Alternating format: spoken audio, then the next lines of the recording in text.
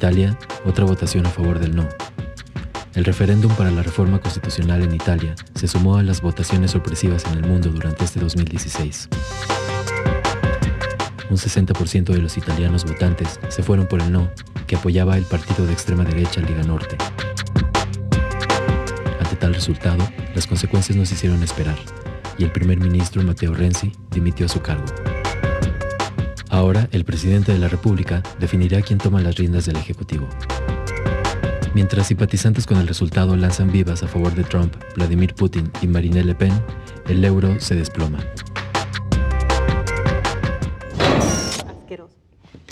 Pues es que a quién se le ocurre, ¿no? ¿A quién se le ocurre decir que va a renunciar cuando en realidad ni siquiera tiene los mejores bonos ante el pueblo porque había aplicado políticas que no les estaban gustando del todo? Es que tú pones tu renuncia en la mesa, todo el mundo va a ir a votar. Cuando mi madre dijo, el perro yo, no, pues todos votamos por el perro, ¿no? Pero, o sea, aún así es lo único digno que puedes hacer. Sí, pero renunciar después, pero no ponerla antes. Ponerla sobre la mesa, lo que hizo fue alentar a la oposición a decir, vamos a votar para que se vaya, independientemente de la reforma constitucional, ¿no? Italia es muy particular, ¿eh? O sea, en 70 años de democracia lleva 63 presidentes. Sí, es tremendo. Primeros ministros. Primeros ministros, van a ser 64 con él. ¿no? Con ese relevo. Entonces, es de una inestabilidad bestial. Lo que buscaba la reforma era... Tienen un Senado de 320 y tantos, ¿no? Algo así. Tienen 120 provincias que tienen leyes independientes. Era una reforma centralista. ¿No? Era una reforma para centralizar. Totalmente, ¿no? centralista. Y para desaparecer el Senado como existía en ese momento y hacer un Senado de representación regional, territorial. Es que, ¿no? Estilo colegio electoral, ¿no? Y eliminar voto directo. En Alemania funciona un poco así, ¿eh? Hay que recordar que la Constitución de Italia, la que rige, pues prácticamente fue impuesta por Estados Unidos despuesito de la Segunda Guerra Mundial, en el 49, y pues es prácticamente lo que le llaman dos cámaras perfectas, como las nuestras, como las que tenemos en México, que es que en realidad no tienen competencias distintas. En nuestro caso, la única competencia distinta es el presupuesto, ¿no? Para la Cámara de Diputados. Las relaciones. Y las relaciones exteriores, pero en realidad es casi un bicameralismo perfecto, ¿no? No es realmente el Senado una Cámara de representación territorial, y eso hacía que cada reforma, cada ley que quería pasar un primer ministro, pues era muy complicado, ¿no? Porque es muy complicado la forma en que el Senado y la Cámara de Diputados coexisten. Pero sí queda claro que vivimos un 2016 en que pues, hay una rebelión muy clara de parte de los ciudadanos contra lo que promueven las élites políticas, las que lo conciben como la élite política. Muy interesante cómo leías los periódicos italianos y movimientos de derecha y ultraderecha, como por ejemplo el movimiento Cinque Stelle de Beppe Grillo o la Liga del Norte, que es un movimiento regionalista muy fuerte del norte industrializado en Italia, compartían las mismas posturas en torno al tema, por ejemplo, que la izquierda del Partido Demócrata, que es el partido de Renzi y es los viejos comunistas en Italia. Es decir, estamos hablando de una sociedad que se partió. Fue un golpe durísimo para Renzi, porque aparte lo que buscaba Renzi más que la reforma constitucional que le importaba, por supuesto, en términos de gobernabilidad, lo que buscaba era una cierta legitimidad política y electoral, porque Renzi nunca llegó por las urnas. Renzi llega después de una operación interna en el Partido Demócrata para sustituir a Enrico Letta, que sí había llegado a través de sanción democrática. Es decir, lo busca más como una legitimación personal, y lo que terminan diciendo los italianos es no. Y qué bueno, porque creo que aparte era una reforma nociva, era una reforma centralista, era una reforma que eliminaba el papel fundamental que tiene el Parlamento en Italia. Es decir, creo que los italianos en este caso votaron bien para eliminar esas cosas. Leyendo las 5 preguntas, las que convocaba el referéndum para modificar los 47 artículos, me parece, de la Constitución, difícil de entender, ¿no? Pues era como un suicidio, ¿no? Sí. Digamos, visto desde acá. Sí. Por coincido en esa idea de que sí era una reforma centralista, claramente, y que yo supongo que responde a todo esto que ya decías, ¿no? Todo lo que leemos como inestabilidad, a lo mejor sí, a lo mejor no, del gobierno, es decir, acostumbrados a nosotros a los sexenios de prácticamente autoritarismo y casi monarca, ¿no? Sí, monarca. Y tal vez es mejor prácticamente, yo no lo sé, yo creo que o a lo mejor ninguno de los dos. Cambiarlos constantemente. En la Y exactamente, centralista, y esa es la otra, porque lo que quería recuperar ciertas facultades de política federal que en el caso de México están claramente, o sea, digamos, el predominio del poder federal sobre las regiones era muy clarísimo. Entonces, en ese sentido sí parece un suicidio. Ahora, ¿por qué estamos hablando de Renzi? Que a lo mejor en otra circunstancia nos importaría mucho ni Renzi ni el referéndum en Italia, es saber, lo que decía, si este 2006 hay esta rebelión, digamos, en contra de las élites políticas, y ese cuestionamiento tan duro. Yo creo que sí existe la clase política.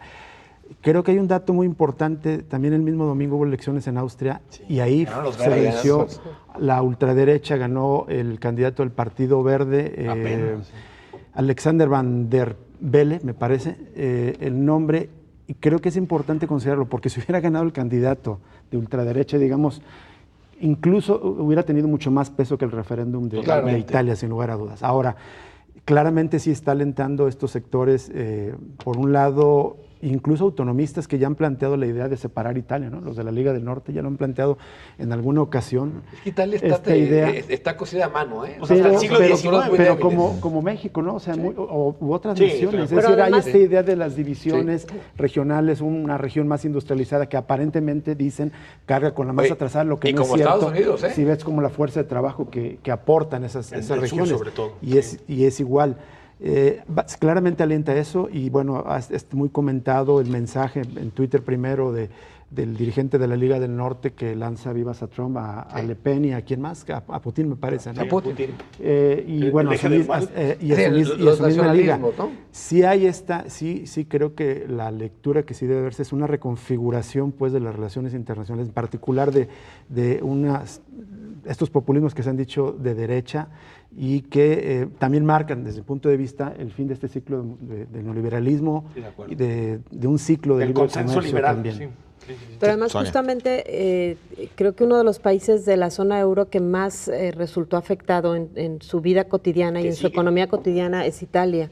El tema del desempleo, el tema de la economía de las regiones en Italia se fue deteriorando de manera considerable a raíz de la integración de la zona euro. Por eso no es extraño que para los italianos buscar alternativas que les permitan regresar a una situación que si bien no eran un país después de la unificación de estas regiones tan poderoso económicamente, por lo menos sí era un país que ofrecía cierta calidad de vida que no está teniendo en este momento y que no tiene hace tiempo. Pero es algo que están viviendo otros también, porque lo mismo ha parecido a España, lo mismo en Inglaterra. Es la tercera economía de la zona euro. Sí, de ese peso. Ahora que el norte es muy potente y el sur está muy dividido, Italia, entre las zonas que son potentes económicamente y un sur muy pauperizado. Pero yo sí veo, y digo, creo que también tiene su sentido, pero que en casi cada país de Europa se está empezando a construir proyectos para dinamitar la Unión Europea. Sí. O sea, yo sí creo que la Unión Europea, si no tiene fecha de caducidad, sí al menos creo que va a tener que tener ciertas involuciones, porque hacia un mercado libre. En Francia, por ejemplo. Le Pen, por ejemplo, es un caso. También. No creo que con la participación de Filón, yo creo que ya la derecha va a tener una opción, ¿no? Sí. Y que no sea la extrema derecha.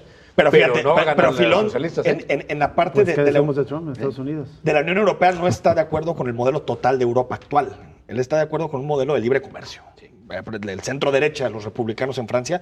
Pero fíjate, en Reino Unido también está pasando lo mismo, ¿no? Con el Brexit, lo que hemos escuchado, pero también el problema de Escocia que ha habido y que Escocia quiere otro referéndum para salirse. En España están ocurriendo también tensiones regionales muy fuertes, el ascenso de Podemos, que también critica la forma en que se ha configurado la Unión Europea. Lo mismo podemos decir en el caso de Alemania, de ascensos muy fuertes tanto de la extrema izquierda como la extrema derecha. Es decir, yo sí creo que la Unión Europea difícilmente va a salir de este periodo, sí, que yo más que populista diría que es un periodo de crítica al consenso liberal que ha habido en torno a la Unión Europea. De implosión del gobierno del Y la socialdemocracia, ¿no? Que bueno, ahí está Matteo Renzi, que Matteo Renzi pues es la derecha, digamos, de la socialdemocracia. Sí, la sensación de que estamos llegando al fin de algo, pero no está claro que se está construyendo. No está claro que sigue. O sea, yo creo que el ciclo del modelo neoliberal y el consenso, también que dices consenso de Washington o liberal también en políticas, sí, que se impusieron, digamos, detrás del neoliberalismo, la arquitectura global fueron los tratados de libre comercio, estos tratados regionales. Era eso es lo que está terminando.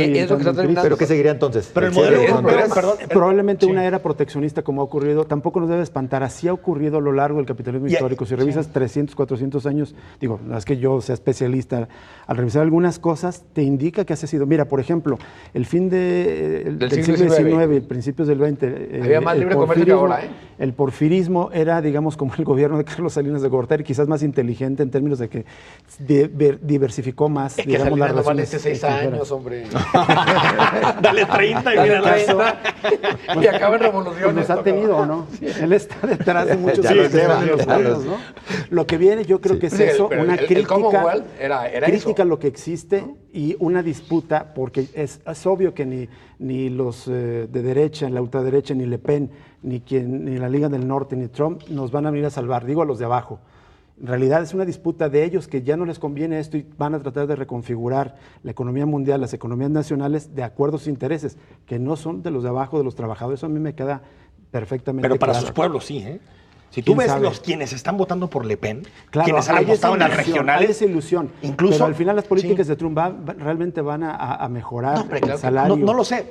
A lo que me refiero, tal vez para el trabajador blanco de Idaho, tal vez piensa que el hecho de que él amenace a una compañía para que no se vaya y por lo tanto se pueda quedar con su trabajo de $15 la hora, tal vez para él es mejorar su situación económica. Claro, sí. Por ejemplo, si tú ves el mapa en realidad, por ejemplo, en Francia, en Italia, de quiénes están votando por estos partidos, son trabajadores que han sido muy impactados por la crisis económica de 2008 y 2009 y que entienden que el retorno a la nación, el retorno al nacionalismo, al proteccionismo, a la economía estatal, les puede ayudar. Yo sí creo que es una reconfiguración del proyecto neoliberal desde la derecha, desde las naciones, los muros, pero sí hay una reconfiguración. Lo que digo es que no es la única, disputa. Muy sencillo.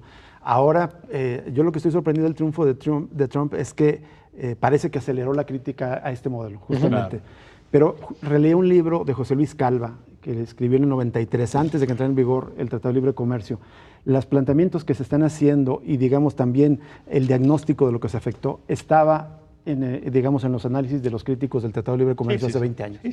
Es a lo que voy. Hay fuerzas han regresado distintas que habían planteado y no hubo gran sorpresa, digamos, en ese sentido. O sea, hubo una reconfiguración del país, pero... No gran sorpresa, pero muy traumático. Pero muy traumático y muy costoso para muchas regiones del país. Claro. Muy bien. Rapidísimo, vamos a algunos de los comentarios que ustedes nos hacen llegar a través de las redes sociales. Preguntó Canal 44, el referéndum para la reforma constitucional en Italia se sumó a las votaciones sorpresivas en el mundo durante este 2016. ¿Cuál será el futuro para el euro? Así fue la pregunta. Ceci Martínez dice, la moneda en general está cayendo duro. Es el efecto Trump en el mundo. ¡Qué miedo! Gracias por el comentario. Roberto Estrada, valioso y forzada la llegada de nuestro presidente electo Trump, dice. Gracias. Yo espero que sea de Los Ángeles. Gorgonio Morales dice, el fracaso. Efímero. Pregunta sería al panel, ¿cuál es el futuro del peso? ¿Será que estamos condenados a no ir para Estados Unidos? Pues ni falta nos hace. No pasa nada, si no, en un rato no va a pasar. Claro. Torres Fernández dice, ¿será Trump? ¿Estamos en el mismo canal, Enrique Tucent? El 44 sí. todos, ¿no? Todos. Sí, lo canal viendo. 44. Ceci Esperemos Martínez. que Trump esté sintonizando. Ceci Martínez, ¿qué le pasa a mi guapo Enrique Tucent? Está muy serio. Sí. Volví de Europa, dice, hace 2 meses y me dicen mis amistades que Está tenso. está tenso ya. Pues sí, está tenso. No, Enrique. No, Europa. Oye, pues ¿quiénes son sus amistades, man? Vámonos a la pausa, continuamos.